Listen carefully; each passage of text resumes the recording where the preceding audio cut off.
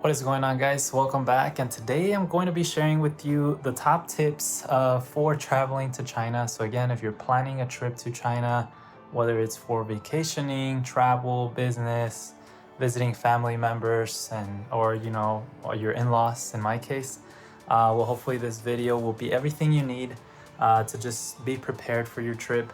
And again, these are just some tips after staying in China for over 2 months. We actually visited some in-laws that we had not been able to see since the pandemic, and my wife wanted to stay a little longer. So in this case, we happened to stay 2 months. And so yeah, that's what this whole video is going to be about. So again, before we continue, please help me by smashing that like button, subscribe.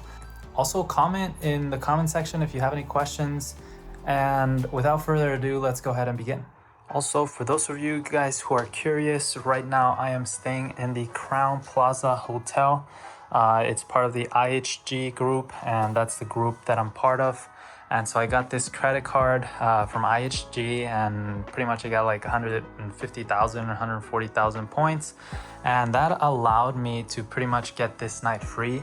The night at this place was somewhere around 12,000 points. So if you kind of take a look at it, getting 140,000 points, it's pretty good, especially when redeeming in, a country like China. I was surprised because a hotel like this, redeeming it in the US would probably cost me around 60,000 points.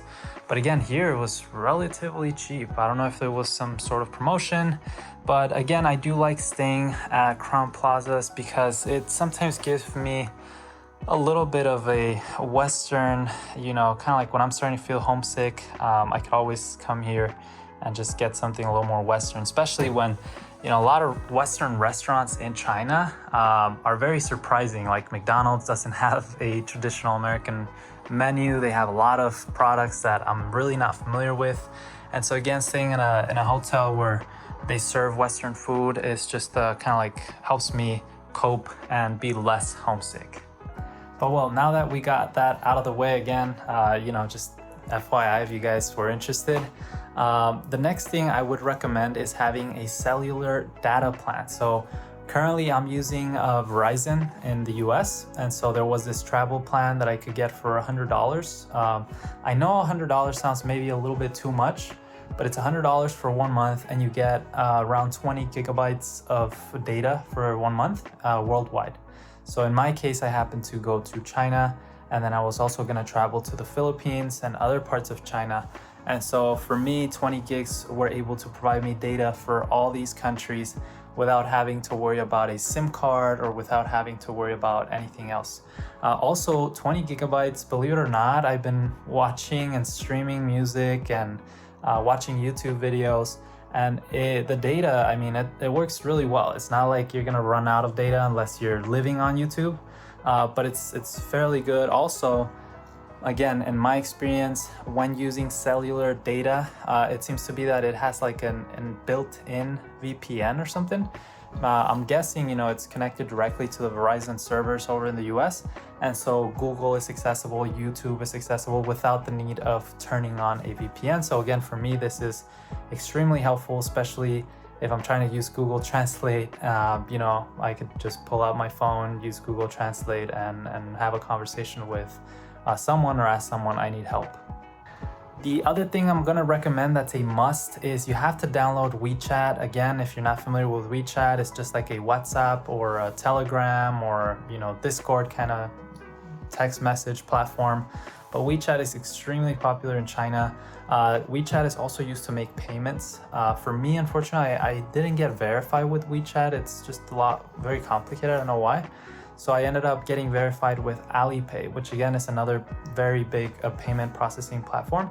And so with Alipay, I did put my passport, I put my information, I waited maybe like a couple days, and afterwards I was able to link one of my American credit cards, just the regular Chase Sapphire Reserve card. And now every time I go anywhere here, I can just pay with my Alipay and it charges my credit card. Something that you're gonna be astonished or pretty much impressed is that it's very hard for Chinese companies to take American or Visa, MasterCard. Just to put it in perspective, I went to the Apple store and I had the Apple card, and they wouldn't accept the Apple card. They would only accept Alipay or WeChat. And I even told them, like, this is Apple. I mean, I thought this is the Apple credit card. It's supposed to work in every Apple store. And they're like, yeah, but not in China. So, I mean, that just shows you how closed, I guess, payment processing is. And so if you really want to go by without having to pay with cash everything, you're definitely gonna have to download Alipay or WeChat. But again, for me, Alipay just happened to work a lot better. All right, the next tip would be go buy groceries. Again, if you're staying just 1 week, I would say just enjoy and embrace as much as you can the Chinese culture, eat as much Chinese food unless you're extremely picky. But if you're gonna be staying for longer and, like in my case, after the second, third week, I started getting pretty tired of noodles and dumplings and Chinese food. So I was like, I need some Western food, or at least I need to cook by myself some Western food. There are some good markets, but again, just going to Walmart, going to Sam's Club, going to these American companies, they're not gonna be Western enough. I mean, in most cases, you won't even find what you're trying to look for. They look extremely different from the versions in, other parts of the world. And so there's this market I found called Ole Market. Again, I'm staying in Chengdu, China, so I'm not sure if they have this type of franchise everywhere in China, but Ole Market, and that's OLE Market, has been the one that's closest to finding, Western ingredients like mayonnaise or salt and pepper, that's just regular salt and pepper, salmon, things like that, that you could just go buy something and start cooking with tortillas. For me, I'm Mexican, so for me it's extremely important to have some tortillas, some eggs, some Spam, and boom, breakfast burrito. So that would be another thing. Look for international markets. Again, that's only if you're staying a little bit longer and you're feeling a little homesick. Now, the last thing I'm going to be recommending, and again, I do have a full video pretty much discussing this more in depth if you're interested, but that would be a virtual co-working office space. So in my case, I happen to use Regis. They're actually a worldwide known company. I think they're French or something, because Regis just sounds French, but I could be wrong. But I'm actually staying very near the center of the city.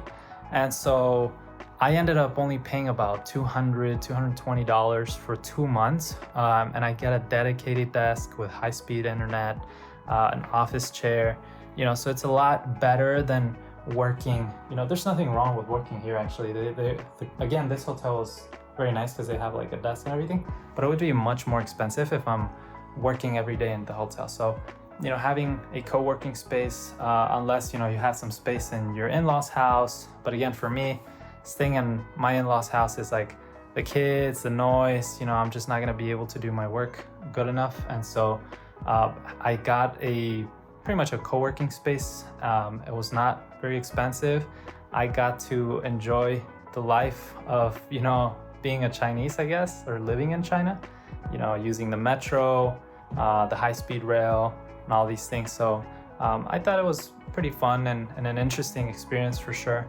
But again, that's something to consider, if you're coming to China for specifically like just visiting in-laws and you're just not gonna be working. But other than that, guys, I think that's it. Cellular, make sure you have internet. Again, with me, I just use Verizon, the international plan. There are some SIM cards that you could get in China. Maybe next time I'll try that. I haven't tried, but I know that a long time ago I tried doing that and they told me foreigners couldn't get a SIM card. I don't know if that has changed, but that's why now I just use Verizon. Alipay to pay, obviously it's very important. Again, you can pay anything with Alipay. It's 7-Eleven or the convenience store, or the street food you're about to eat. And and again, I would say really the tool I've used the most is just Google Translate. Google Translate has saved me in a lot of times, with the taxi driver, with the hotel receptionist, because there are not a lot of people that speak English. So you have to, be mindful of that and be respectful that you're visiting. And if you don't know the language, well, you have to try hard to be able to communicate properly. And I think Google Translate does a good job with that. But well, guys, again, just my feedback, personal take. I hope you guys enjoyed.